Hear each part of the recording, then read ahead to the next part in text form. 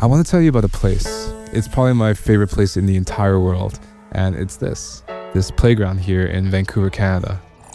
As a kid, I would spend the entire day from outside of school till sunset trying to beat my sister at this stupid tic-tac-toe game, obsessing over the little things that I could do to try and trick her into letting me win.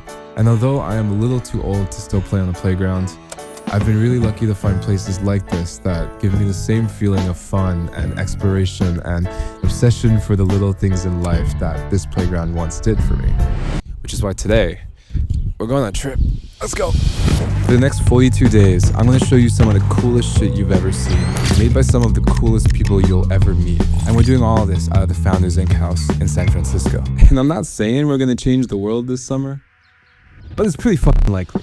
Now, if you're like me and you get a lot of FOMO, I still want you to come along on this journey with us. Follow along with the stories we tell this summer, and start building things that are interesting and excite you, and share it with us online. And hopefully together, we create a lot of sick shit.